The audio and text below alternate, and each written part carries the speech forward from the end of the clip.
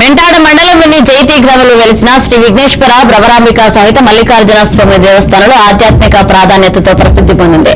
శతాబ్దాల చరిత్ర కలిగిన ఈ ఆలయాన్ని ఇంద్రుని కుమారుడు జయంతుడు నిర్మించాడని స్థలగాథ చెబుతోంది. శివరాత్రి సందర్భంగా పెద్ద సంఖ్యలో భక్తులు తరలివచ్చి స్వామివారిని దర్శించుకున్నారు.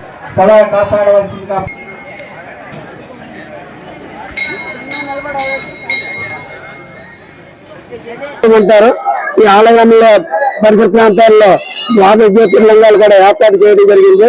ఈ మహాశివరాత్రి సందర్భంగా సత్యసాయి బాబా సేవా సంస్థ వారి ఆధ్వర్యంలో మజ్జిగ పంపిణీ ఏర్పాట్లు, అలాగే ఉదయం నుండి పూజా కార్యక్రమాలు, మధ్యాహ్నం అన్నప్రసాద వితరణ కార్యక్రమాలు, అదేవిధంగా రాత్రి 10 గంటల నుండి సాంస్కృతిక కార్యక్రమాలు మరియు వైద్య ఆరోగ్య శాఖ వారిచే వైద్య సిబ్బంది అన్న సమరాధన వితరణ కార్యక్రమం అనేది భారీగా జరగడం జరుగుతుంది.